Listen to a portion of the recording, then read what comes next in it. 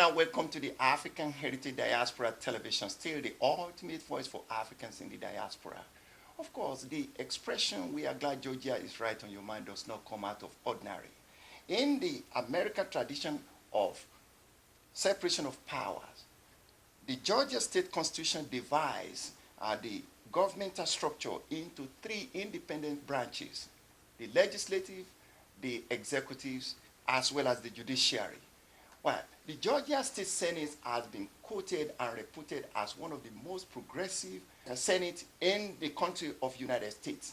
And it has been copied and quoted by all the states in United States. What a great success to Georgia State Senate. Now, with me today to discuss the nitty-gritty of the Georgia State Senate, how they have been able to compose and make this state one of the most alluring states in the country of United States, is Senator Donzella James. Senator Donzella James has been reputed as one of the senator. She is a woman of color, and she has steered the Senate process of the state of Georgia to the epoch of its calling. Senator Donzella James, you are welcome to this show. Thank you, Chief Tunde. Now, you are facing another audience entirely. You are facing the international audience who is ready to learn and know more about what makes the Senate, the Georgia State Senate, tick. Now, you have performed very well, and you have actually defended and also represented. I think you started with taking the unexpired term of Senator Langford.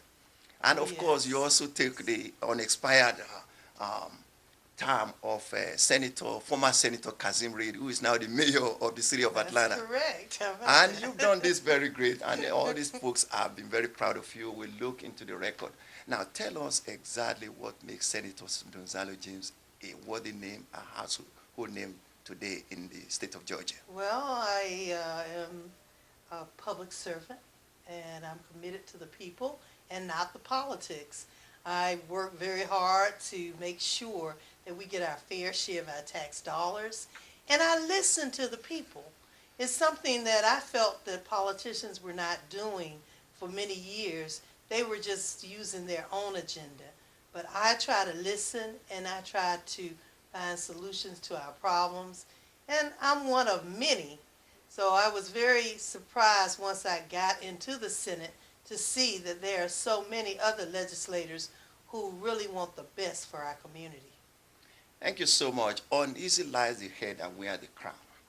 And they say that making law is an art.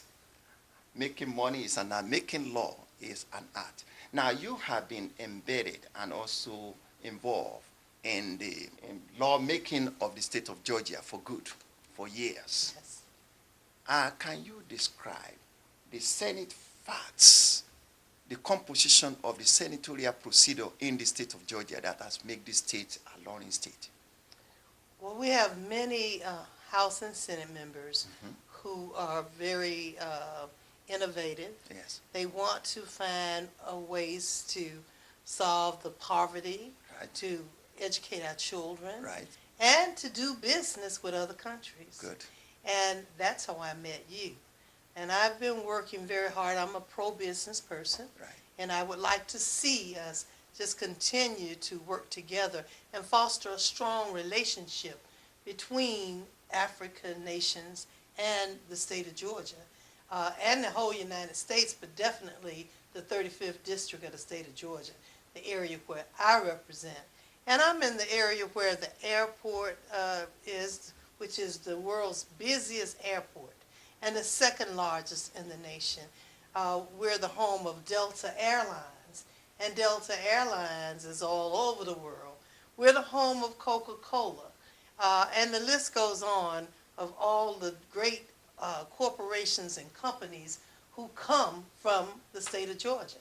So what a more fitting place than to do business with us. And when we do business, we have to look at taxes and tariffs and investors and what they would do and where they come from. When we look at those things, that's what makes us do our research and work very hard. I'm so pleased to be on your show today. And I know you asked me about making legislation and how we go about creating new legislation. That's right. But, you know, to me, being a legislator is not just about putting a bill in or creating some kind of legislation, because that would be frivolous legislation if we just put bills in all the time. It's about making things better for us, seeing what's already there, enforcing some of those laws, improving some, abolishing antiquated laws that don't need to be on the books, and so it's kind of a balance. So I love being a lawmaker because I love to make things better, and that's why I'm so glad that I've met you and we're working together to make better relationships between the countries.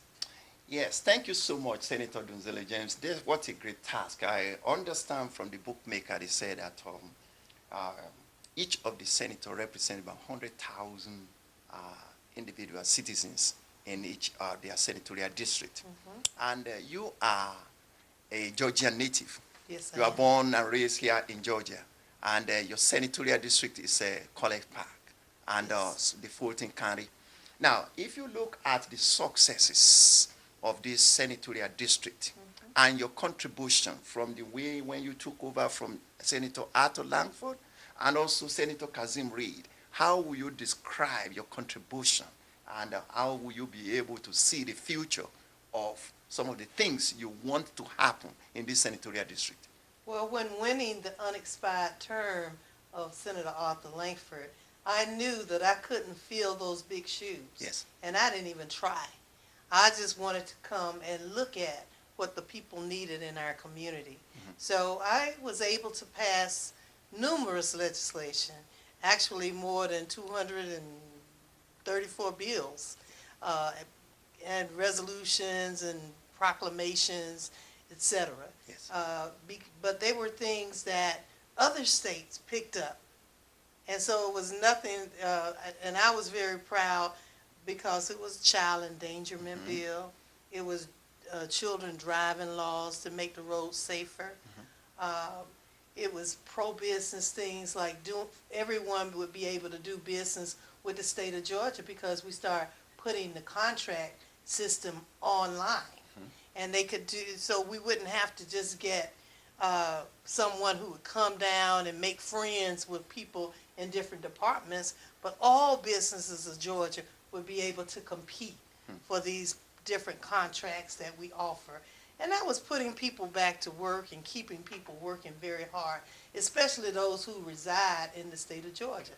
So, you know, it's been just a learning situation, a growing situation, and it's been about building coalitions. Okay.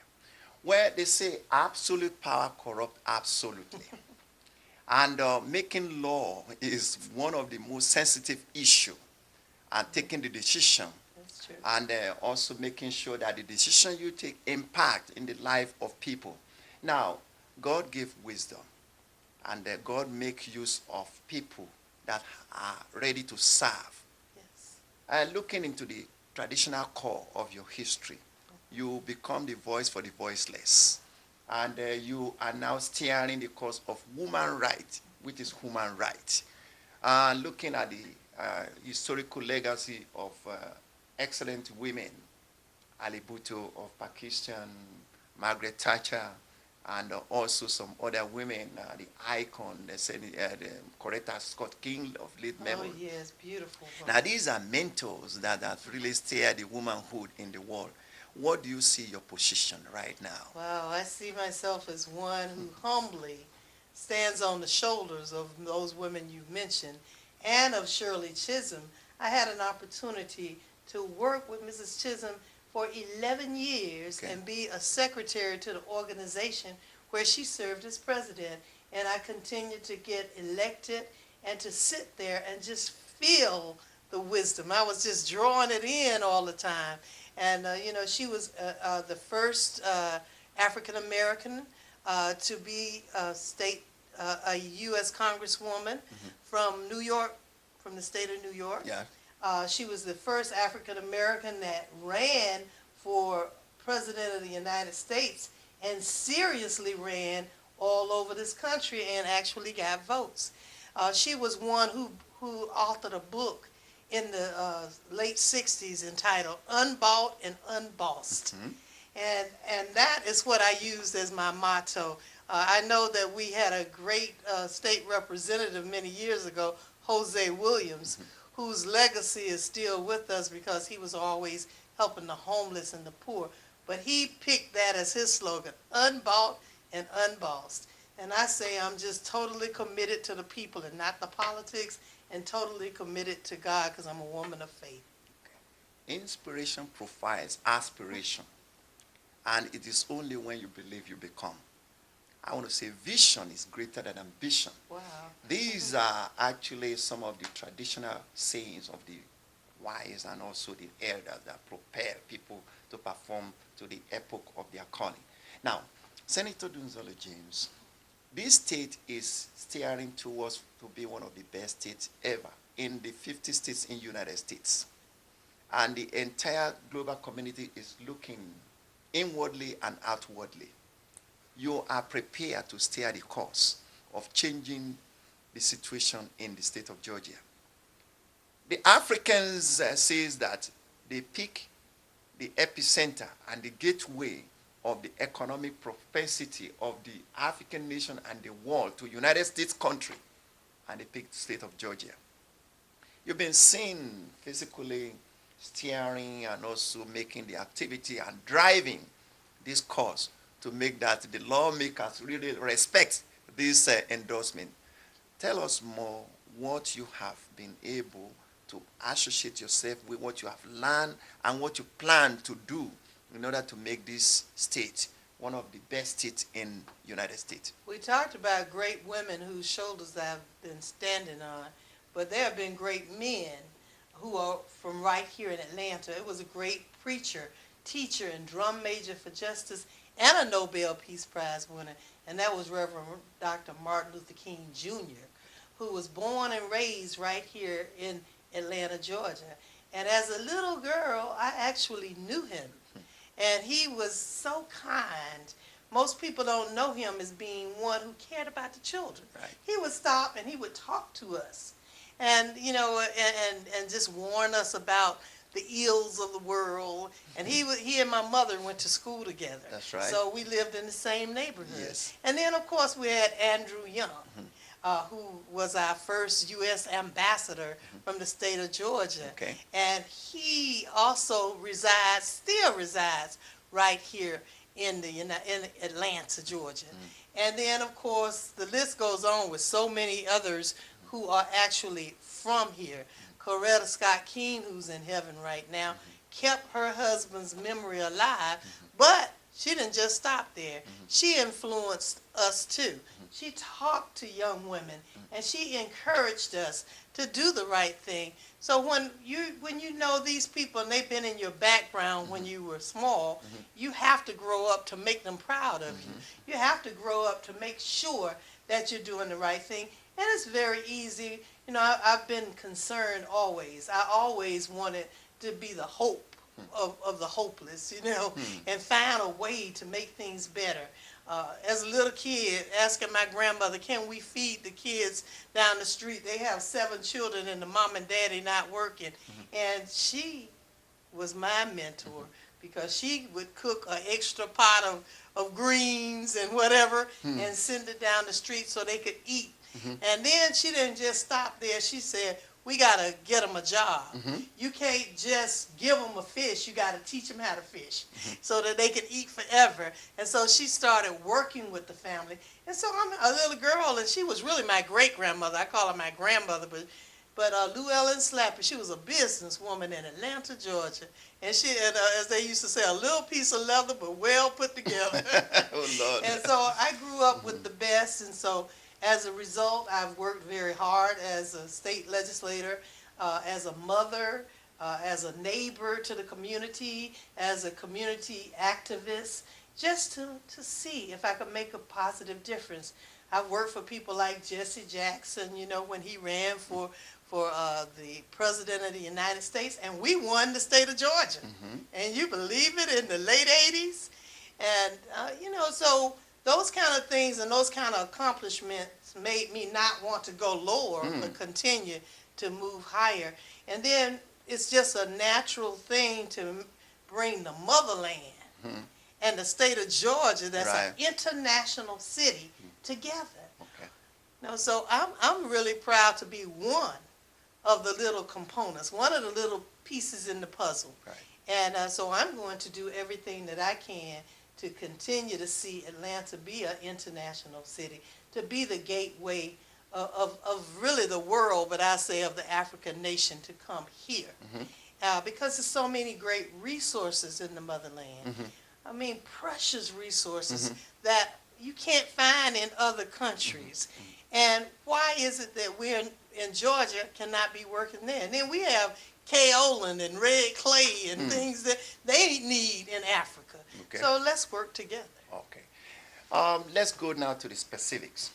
Making this state one of the biggest and the richest states is in the making now. Yes. And also, as you said, the derivation has shifted from the West, I mean the Europeans, and also the East. Now, the derivation is shifting now to the Americans world. The African nation is making the diaspora, the sixth region, are looking inwardly to make Atlanta and the state of Georgia the destination. Recently, the hosting of the chairperson of the 54 nations of Africa, His Excellency Jinping. You are part and parcel of that to welcome him when the Africa Heritage Foundation make the incursion to bring him here.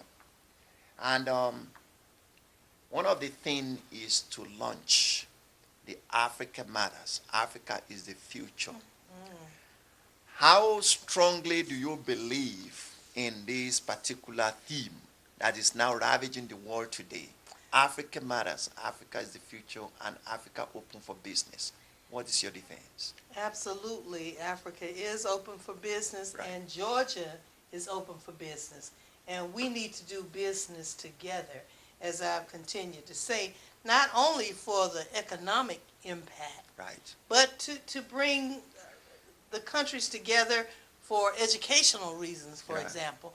We have all the great historical black colleges right here in Atlanta, as well as Georgia Tech and Emory and Agnes Scott and big colleges at Georgia State College, that are now world renowned. And Africa has so many brilliant young people who are attending colleges there. And we don't want them to go to Europe. Come to the United States. Come to Atlanta. Let's start exchanging students and ideas and ideologies, and just make sure that we prepare our little children for the future. And that's the biggest thing. And we can only do that if we start working together. Yes, Africa is open for business. And the thing that I like about the African Foundation is that you are not just saying, hey, here we are, let's work together. You're saying, this is how you do business with us. And you're having workshops. You're bringing His Excellency King here, where he met with the mayor of Atlanta, with the governor. And then he went up and sat and talked to Obama, to our president. I mean, you're bringing these great world leaders from Africa here and sitting with our leaders. And sometimes I'm just so honored to be just a part of it and sitting at the table, because I look, listen, and learn. But then I don't stop there. I make sure that we make it happen. Whatever we discuss in these different meetings, that we start working toward pulling it together. And we're doing that through you and your organization as well. Thank you so much, Senator Donzella James. Now, making law is an art, as I said, and the balancing of power is now to put something that we have a longevity and a legacy together, putting this opportunity into a legislative procedure, and then making it that the people of tomorrow will be able to witness what people of today has been able to carve the niche as a legacy, and also the propensity of the state. How will you be able to do this, and what are your strategies? I'm prepared now to introduce legislation Yes. that will invite Africa to come to Atlanta Okay. and the state of Georgia and make this the gateway for business between the two nations. Okay. This legislation would be a partnership, a collaboration, and it would just outline some of the things that we must do in order to make this happen. Okay. Because really since 1996, the Olympics, Africa has already been coming here and doing business. But now we need to make it official.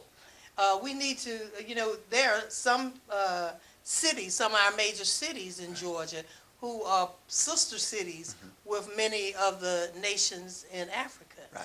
And so we want to make sure that we maybe find a new name instead of just sister cities, but we'll make sure that we make a collaboration in this legislation that will make sure that we adopt each other and we work together and we bring their legislators over with our legislators and sit down and talk and learn from each other because in your nation, you're doing so many great things, but we're doing great things here too. That's right. And we want to make sure that we collaborate. So this would just be something official where the Heritage Foundation and the African Union Commission and all the other organizations will be under one umbrella.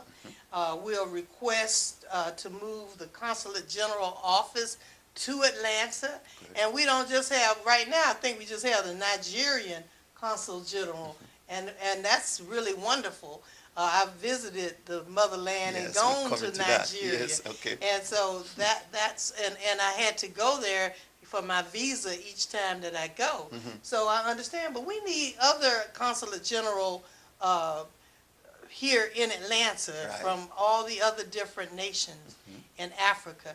And I think if, like I go to D.C. often and even New York, and I see the consulate generals' homes, in a row in certain areas. And I think we should have that in the city of Atlanta. So especially near our airport, maybe even just College Park, the 35th district. See, it's God's country anyway. Yeah. Well, thank you so much, Senator Donzella James. I think you have already hit the nail on the head. Now, the port of Savannah is presently in the picture. Yes. And I see that the state of Georgia is prepared to spend a lot of enormous money in order to make that port dredge it wider and bigger. There must be something to sustain. The African nation, 54 nations, are signified that the load factor, the cargo will now be that the attention will be diverted to the port of Savannah. What do you think the role the Georgia Port Authority will play with the legislators to convince that these endorsements willingly given by the African nation is executed to the top, and also they embrace this initiative? What do you think? Well, I think that that's wonderful that now Africa can come here, right in the state of Georgia, without having to go anywhere else. They can come to the port in Savannah when we build it. So that's even more incentive for the state of Georgia, for the legislators to work with the Port Authority to make sure that we enlarge that port and to make sure that we already know that we have business coming here. It's so much going through there now, and it's so small. So as they continue to build it bigger and bigger, then I think that it'll be something really wonderful, and that will be a place that Africa can say, this is our port. They don't have to go to other ports, New York and other places. They can come right here. Well, Senator Donzella James, it is now good night America and good morning Africa. Okay. You mentioned that with the Delta airline flying from the Hartsfield-Jackson Airport and ending in some of the cities in Africa, Johannesburg, Cape Town, Lagos, Nigeria, Monrovia, Liberia, Ghana. Oh, yes. What a big success. Now, with the Hartsfield-Jackson Airport commanding the signals of the international community, being the biggest and the most busiest airport in the world today, what do you foresee for the promotion and the propagation of culture and tourism? Of course, Atlanta doesn't have beach like Miami, but the load factor of cultural tourism and all the educational tourism, convention and visitors bureau is rising.